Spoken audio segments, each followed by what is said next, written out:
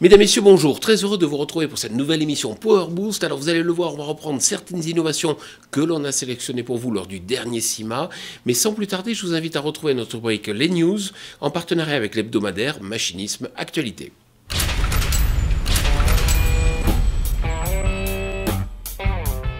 Massey Ferguson lance la nouvelle série MF 6600 qui se décline en 5 modèles de 120 à 160 chevaux. Les moteurs sont des 4 cylindres de 4,9 litres. Côté transmission, les MF 6600 peuvent être équipés des transmissions DINA 4, DINA 6 ou DINA VT. Pour les cabines, 3 versions sont proposées avec suspension mécanique ou hydraulique.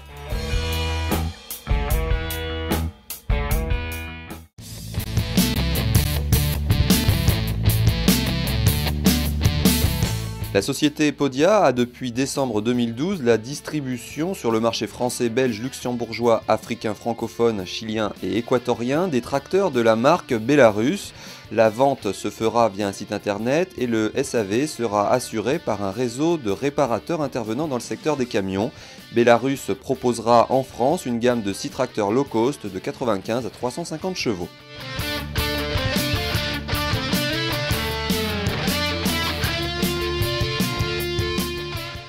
Épandre des engrais en 54 mètres de large, c'est pas du tout compliqué avec le nouvel épandeur d'engrais d'Amazon, le ZATS, qui a été dévoilé lors du dernier CIMA. On écoute Emmanuel Lévesque. Les principales innovations sont la recherche de plus de performance, plus de rapidité d'épandage et aussi plus de sécurité d'épandage en augmentant les débits, en augmentant les forces de projection des engrais pour, dans la technique épandage, faire plus de recouvrement, donc plus de sécurité au niveau de la répartition. Et, sans négliger d'autres aspects comme la convivialité, le confort et la qualité de l'épandage en bordure aussi, puisqu'on a un nouveau système qui a été cité au CIMA 2013. Alors vous avez parlé de débit de chantier, justement, est-ce que vous avez quelques exemples ? Oui, on a par le fait des trappes qui sont plus grosses, donc qui peuvent accepter plus de débit. On peut citer 640 kg à la minute, ça fait que trappe ouverte à fond, l'épandeur peut sortir, on va dire, plus d'un big bag à la minute. Pour fixer ça autrement, en 36 mètres de largeur de travail, qui est déjà une belle largeur de travail, à 20 km/h, qui est une belle vitesse, on peut encore épandre environ 500 kg à l'hectare.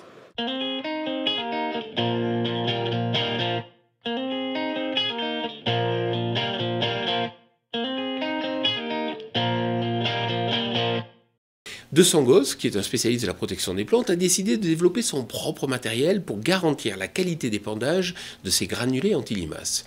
On écoute Pierre Olsomandi. Pierre Olsomandi, bonjour. Bonjour. Alors vous êtes chargé du dossier Spando chez De Sangos. Et De Sangos, on vous connaît bien parce que vous êtes dans la protection des cultures. Vous êtes bien connu dans ce secteur. Mais là, vous êtes plutôt dans l'équipement. De quoi s'agit-il ? Oui, tout à fait. Nous avons développé le Spando TDS, un épandeur centrifuge bidisque qui permet d'épandre les anti-limaces essentiellement, mais qui a aussi la polyvalence et qui permet également d'épandre les petites graines. Nous l'avons développé avec l'IRCEA ex-Sémagreffe, basé à Montoldre. L'objectif était d'apporter une solution innovante aux agriculteurs et surtout d'améliorer les performances techniques, économiques et environnementales des épandages d'anti-limaces. Mais alors, c'est quand même étonnant parce qu'il y a d'autres matériels. On connaît le Delin par exemple. Pourquoi vous avez ressenti le besoin justement de développer cet appareil ? Les épandeurs du marché sont souvent de confection assez archaïque, tout simplement car ces épandeurs sont équipés d'une simple cuve, un simple disque et un seul tube. La conception simple ne permet pas d'avoir des performances balistiques importantes. Notamment, nous avons une très grande disparité sur la largeur de travail. On peut atteindre 40% de variation de dose. Mais également des gros problèmes de casse de granulés. Il faut savoir qu'un granulé cassé, c'est un granulé qui résistera moins à l'humidité et donc l'agriculteur perdra en efficacité. Pourquoi on a de la casse ? On peut atteindre des taux de 35-40% de casse. Ce sont des taux très importants. Et ces granulés cassés sont cassés par les pales qui tournent à 3000 tours minute. Et les disques tournant beaucoup trop vite brisent ces granulés. Ces granulés-là sont projetés sur l'utilisateur. Donc les utilisateurs sont recouverts de granulés de poussière, mais également on a de la production de poussière qui peut être projetée dans l'environnement. Et surtout, ces épandeurs ne sont pas équipés de système de gestion de bordure. Alors ça, c'est vraiment intéressant parce que vous aviez des exigences supérieures à ce qui pouvait exister au préalable et vous avez essayé un peu de, comment dire, d'adapter toutes les technologies qui peuvent être développées sur des épandeurs d'engrais, beaucoup plus matures là-dessus, dans le cadre donc de ces systèmes. Tout à fait. Nous avons travaillé avec le CEMAGREF qui possède une grande expertise en épandage d'engrais et d'anti-limaces, avec les épandeurs d'engrais notamment. Donc sur le Spando TDS, nous avons développé plusieurs brevets. Le premier consiste à équiper l'appareil d'un grand disque, un disque de 40 cm de diamètre, c'est le diamètre le plus important sur le marché. Et l'avantage, c'est que ce grand disque est alimenté par 2 tubes d'alimentation, ce qui nous permet d'épandre autant de granulés à droite qu'à gauche de l'épandeur. En termes de régularité, nous sommes à 10% de variation de dose, on a la même régularité qu'un épandeur d'engrais. Ensuite, nous avons beaucoup travaillé sur l'aspect casse. Nous avons équipé l'appareil d'une brosse anti-rebond. C'est une brosse qui permet de plaquer le flux de granulés contre le disque, d'éviter tous les rebonds de granulés et donc tous les phénomènes de casse de granulés. L'appareil est également équipé d'un petit disque qui lui est alimenté par un 3e tube et qui permet de réaliser les épandages de bordure et d'éviter les projections en dehors de la parcelle pour éviter tous les phénomènes de pollution, des fossés, des cours d'eau, etc.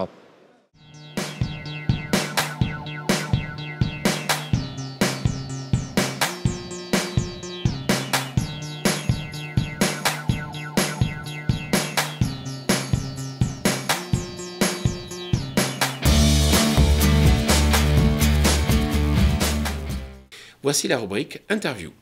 Stéphane Le Foll, vous êtes ici donc au sein du pôle des agroéquipements.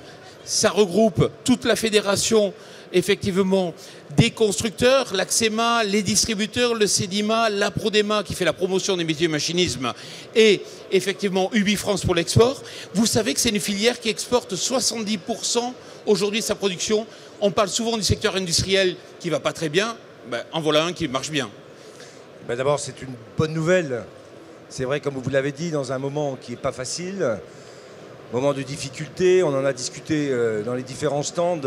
Je voyais tout à l'heure là sur les striptease, sur tout ce qui va être demain, les outils qui vont permettre sur des techniques de conservation des sols d'avoir la possibilité de semer de manière continue. Tout ça, c'est des éléments majeurs. Je regardais aussi sur les pulvérisateurs les éléments qui permettent de faire les mélanges, non pas dans la cuve, mais au niveau de la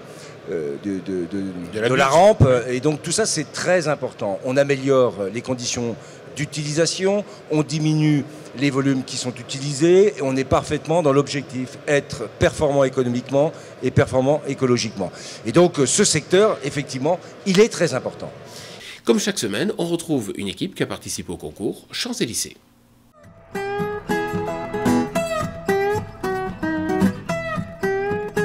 Bonjour, bienvenue en direct de la Marne. Nous sommes ici au lycée de la nature et du vivant de Sommevel et je vais vous présenter la Marcel Team.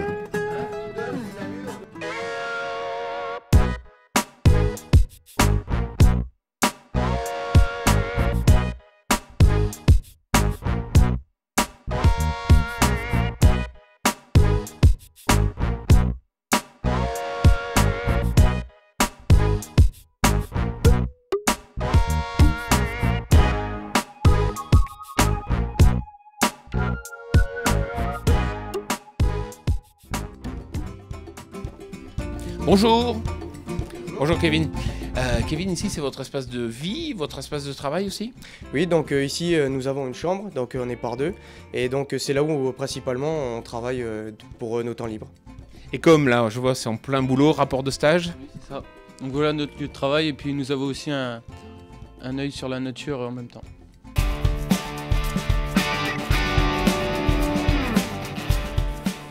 Et Julien, mais c'est cool ici avec une salle de muscu pareille. Oui, c'est vrai qu'on a beaucoup d'avantages ici, on a une belle salle de muscu, il y a beaucoup d'appareils, mais à côté de ça, il faut quand même travailler un petit peu.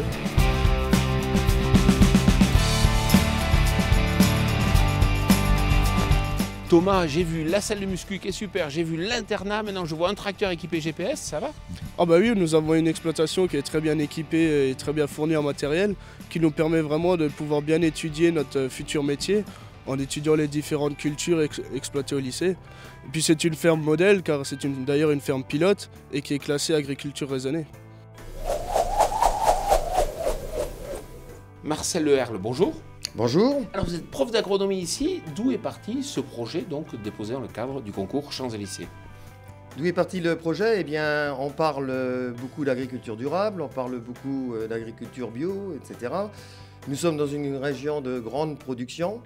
L'objectif est d'essayer de faire produire autrement nos agriculteurs.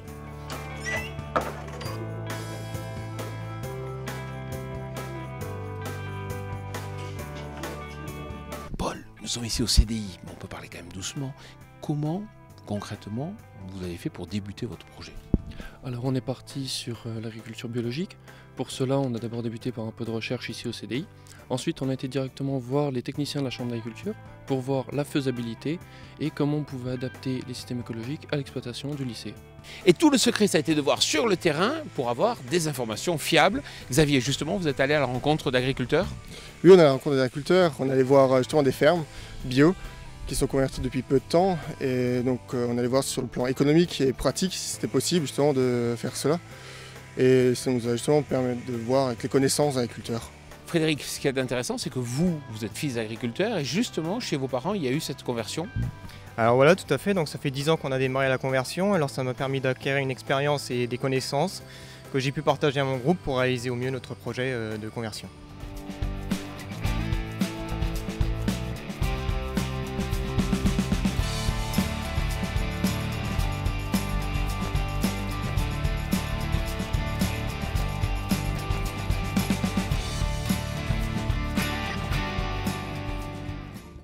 Pourquoi nous sommes dans une parcelle de luzerne? Donc nous sommes dans une parcelle de luzerne car c'est cette culture que nous avons choisie pour intégrer la ferme en biologique. Donc c'est une culture où on peut passer dès la 3e année en culture biologique. Thibaut, quand on a une exploitation, pour la faire basculer en agriculture biologique, on ne peut pas tout faire d'un seul coup. Non, on a été obligé, compte tenu des informations qu'on a prises, d'abord se baser sur une partie d'essai. On est parti d'abord sur une partie de l'exploitation, donc 10%, pour ensuite voir la faisabilité du projet et à long terme le poursuivre sur d'autres exploitations ou une surface plus grande. Voilà, Power Boost c'est terminé, mais comme chaque semaine, je vous rappelle que toute l'innovation, c'est sur le site www.agriculture-nt.com. C'est effectivement là que vous allez tout comprendre sur ce qui évolue actuellement en agriculture. Je vous souhaite une très bonne semaine.